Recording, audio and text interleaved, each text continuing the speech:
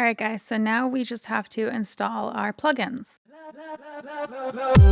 So plugins can be kind of a mess, right? So we have different plugin manufacturers. So I have set my plugins menu so that it displays the type of plugin, but it also organizes them based on the manufacturer for the plugin, right? So I already have my universal audio plugins because those were installed when I actually installed the driver for my universal audio interface, right?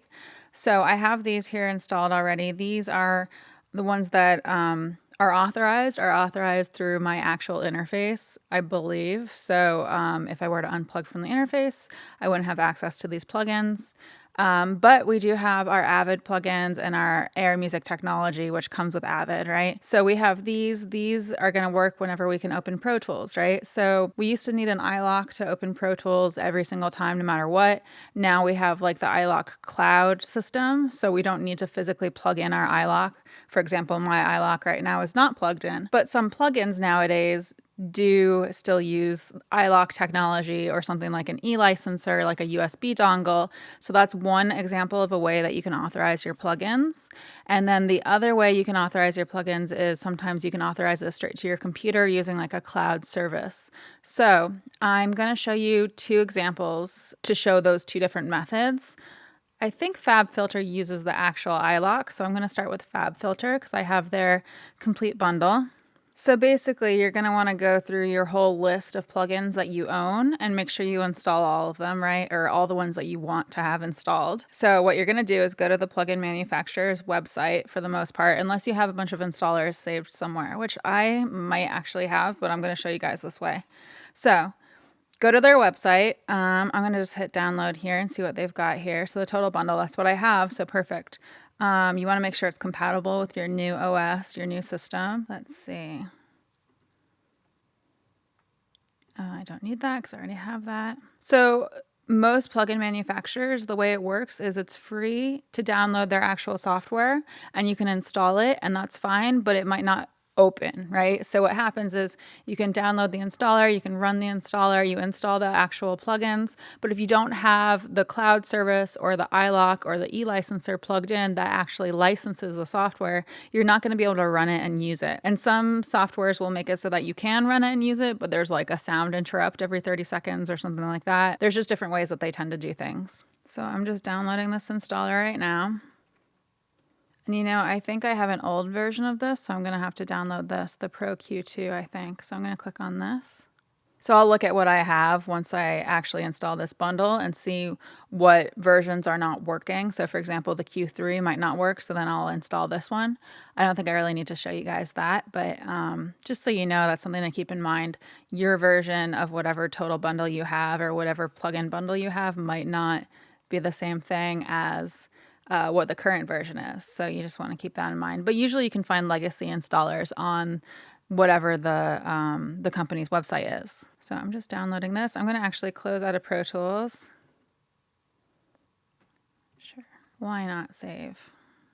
And this is coming up pretty quick. I'm also going to open up the Waves tab here. Let's see, waves.com. Because I have a bunch of their plugins. I'm going to show you how that works as well, because they actually use like a cloud-based authorization system. So I'll show you guys that too. Okay, so total bundle here. Perfect. And just like installing any other software, right? So we're just going to go through this whole system here. And now I'm just going to install my actual plugins. And then it's pretty simple. It's just like installing any other software. Then all you have to do is open up Pro Tools and you should be able to see these plugins there within your plugin menu. You'll probably have a little pop-up. I'll show you guys here in a second, but we'll probably get a pop-up. So I'm going to actually now plug in my iLok. Actually, no, I want to test it because I don't remember if FabFilter actually uses the iLok. So I just pulled the iLok out and I'm going to open up Pro Tools. We'll test it out and see. So it's seeing them. If you just notice there, you can probably rewind to see, but you could see it going through the FabFilter plugins there. Okay, let me look. Let me see what happens here. Plugin, FabFilter, there they are. Awesome. I definitely have this one. Okay, so I'm going to have to enter my license. which is tons of fun. So I'm going to disregard these for a minute, and I'm going to show you the Waves system. So I'm going to sign in. Okay, so the way Waves works is they have one of those cloud-based authorization systems. So you actually have to download their system first. So that's how that works. So let me look at my products, see if it's here. So these are a bunch of my plugins. So I have a few individual ones, and then I have the gold pack here. And they do, like, pretty much yearly, I think they give away a plugin for free. So I do recommend like getting on their mailing lists and stuff because you can get free plugins. It's pretty awesome. Download Central, maybe? Download Wave Central. So I went to the bottom here and found this Download Central link. So what we're going to do, let's see. Just looking at this info here. You want to make sure it's compatible. So what I'm going to do is I'm going to download. And I'm going to quit Pro Tools. Or install anything just to be, I don't know, kind of safe. Let me open that up. Or I'm going to do Command Space Bar. Wave Central. Let's open this up. And I should just have to sign into my account. All right, so I just signed in here to Wave Central, so you can see it right here. I'll minimize this so you can see it easier. So with Waves plugins, what we do is we download this Wave Central, and now it's a program that's on my like taskbar here. So I'm going to actually right-click here and go Keep in Dock. So now it's always there. I do that with Pro Tools too. I usually do that with Chrome. Let's see, Keep in Dock. Yeah. I'll do that with QuickTime too. I like QuickTime. All right, so I'm signed in. I have all these plugins here. I'm just going to click here to select all of them because I want all of my plugins on this computer. I'm going to switch over to using entirely this computer. So you just do that, and then you go install. And hopefully these will all be just fine with this OS, and hopefully all my plugins will work. It's kind of trial and error. I know we don't have full compatibility with this OS, but it's pretty close to full compatibility. So I'm going to just hope for the best. These are all the most up-to-date versions of these plugins. They're not really old plugins, so I feel like I have pretty good odds here. But now we just wait for this to install, and then, yeah.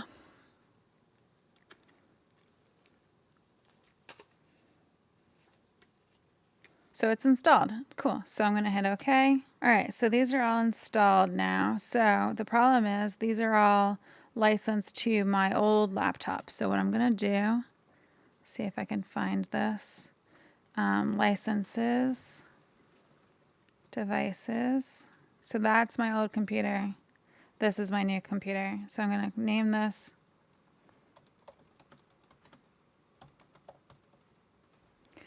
And then I'm going to name this one.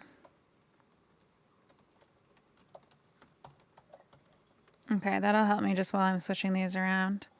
So now that they're installed, I just have to get this license location to activate to this computer instead of my old MacBook. So I'm going to close out this screen capture, and I'm going to go to my old MacBook and do a screen capture to show you how I take my licenses from here and I put them back into the cloud so that I can then pull them out of the cloud on this computer. So I will be right back. All right, so I'm on my old laptop. I'm just using the computer's microphone so I don't have to switch my whole setup and, back and forth. But I'm just going to show you. I'm going to do Command Spacebar, and I'm going to go Wave Central. That's what I want. Here's my baby. Okay, so here we see activated and installed on this computer. So what do I want to do? Licenses. So check all of these. Target device for licenses sent to my license cloud. Perfect. So I'm going to hit deactivate. Okay, so I'm going to hit exit central. And that's it. Now I should be able to sign in on my new laptop and then take those licenses from the cloud onto my actual computer. So back on this computer. So I'm going to open up Wave Central. Sometimes I forget how to do these things on with all these different types of plugins. So I'm going to go to licenses here. I'm going to click on everything, right? And I'm going to check my device here. So Cato's new MacBook. Perfect. That's what I want. Activate. Okay, so they moved successfully. I'm going to exit the central. You don't have to have this open to actually open Pro Tools and use those plugins, right? So I'm just going to click there. All right, and hopefully I have Waves plugins now. Let's see. Plugins, Waves, awesome. So what do I want to try? Let's see, I use this one a lot. What do I want to try first? Ooh, let's do Ovox. There it is. So I can test it out if I want. Test. Oh, I need headphones. All right, so I got headphones. I'm gonna load something. Let's see. Let's do this. This will probably be pretty big. Cool. So check, test. It's all sounding good, looking good. Cool. So that worked pretty well. All right. So now I have my Waves plugins. So that's how you download, install, and then authorize something like Waves plugins, where it's a third-party plugin manufacturer and they're using a cloud-based system. So it's going to vary slightly depending on what plugins you own and what the manufacturer is and what their policies are for their authorization. But that's how you do Waves, and that's just an example of one of the cloud-based ones. So now I will show you guys, let's see, looking at my list here. I'm going to take a break really quick to figure out which plugins to show you guys next. Okay, so I just looked at the FabFilter website and I signed into my account on there. And basically, they just ask for a license key. So I copied and pasted that into that plugin, the multiband compression that I had. I think that's what it was that I had open. So I just entered that. I just pasted that license key in there. And obviously, I'm not going to show you guys my license key, right? So I did that off screen. But I'm just going to test it and see if that works. Cool. So check. So now it's working. So now I have my Waves plugins and my FabFilter plugins all installed and activated. So FabFilter is another example of a third-party plugin manufacturer. And the way they do things is you just have to sign into your account on their website, and then you have access to your authorization key, and you just copy and paste. So it's a little less involved than, for example, the Waves Central application here that you have to download and install. But it's just another way that you might see companies doing things. So let me see if I can find, maybe I'll find an example of a plugin that's authorized either through my iLok or my e-licenser, so I can show you guys what it's like activating plugins that are using a USB dongle for authorization. So I'm going to close out this screen capture to figure out which one to do, and then I'll be right back on here. All right, so to show you an example of plugins that are authorized through your iLok or a USB dongle, I'm going to show you my install of SoundToys. So I really love the SoundToys plugins. They're really good plugins. And I think for a lot of these plugins, I'll put some links in the description below, just in case any of you guys are curious or want to go look at them. So for this bundle of plugins, I have the SoundToys 5 bundle, I believe. So I'm going to download it and run it here in a second. But basically all you have to do is you go to their website. So it's just soundtoys.com. And then at the top, there's the My Account button. You log into your account and then you can see your downloads, your upgrades, your profile, all that stuff. So here's my download, is the SoundToys 5 bundle. So I'm going to download that. Mac, yep. And off screen, what I did was I downloaded the legacy versions for my FabFilter plugins. So anywhere there's a version 3 for FabFilter, I believe, I had to download the legacy version, which was version 2, which is what I have. I could pay to upgrade them, but I like postponing that. I don't know. I tend to postpone those things. So I did that and I got those running, but that was kind of the same process as before. And once you have your authorization key copied over for FabFilter, everything, like when I downloaded these, I just ran them and they installed them and then I was able to open them up. I didn't have to copy my authorization key a second time or anything. So there's that. All right, so my SoundToys bundle is almost downloaded. I'm just gonna run that installer as usual. And so we talked about plugins that use cloud services, stuff like that, to authorize, license keys, things like that. This is an example of a plugin company that uses the iLok, right? And a lot of plugin companies do use this to authorize. And some companies will actually give you the option of either installing and authorizing using the iLok or using a cloud service. So sometimes there's an actual choice between the two. And there are pros and cons for each I'm going to hit continue here. So basically, if you have all your authorizations on an iLok, then you can run the risk of, if you lose your iLok, you lose your authorizations. It's kind of a process to then, you have to sign into your iLok account on a computer and, revoke all those licenses and get new ones issued. And it's kind of a pain. I've never had to do it, but I wouldn't want to have to do it. So that's a negative, in my opinion, for authorizing things using an iLok. You also have to physically have the iLok with you to be able to actually use those plugins. So that's kind of a good and a bad thing, because, for example, when I was moving around between a bunch of different studios in town, what I would do is I would bring my iLok with me anywhere, and if I wanted to use a plugin that I owned that the studio did not own, I could download and install that plugin, and then I could plug in my iLok to get the authorization. And I wasn't giving the studio my authorization. It just made it so that when my iLok was physically plugged into that computer, I could use, for that duration of time, I could use that plugin. So that's, I don't know, one of the benefits is you can kind of bring your plugins around with you if you're authorizing them using an iLok. And I mean, if you're using a cloud service, you can also do that, right? But then you're typing your password into someone else's computer. There's some issues with that. So that's one thing. So I'm just going to open up Pro Tools here. And another benefit of using this type of authorization system is, so I already bought these plugins. I already own these plugins. The authorization for them is already on my iLok, which is currently plugged into this computer. So because of that, I don't have to go through like some big authorization process like I did with the Wave Central, right? So in theory, we'll see here in a second, hopefully this is what happens and I don't run into a snag of some sort. But in theory, I should be able to, now that I opened and installed these plugins, I should be able to just open them and use them in Pro Tools because I have that iLok plugged in. So let's see. So here are my SoundToys. They're there. Awesome. Let's try Echo Boy. Cool. So it took a second to open up, but it should be there. I'm just going to put these headphones on really quick and hit play to confirm that it's actually working.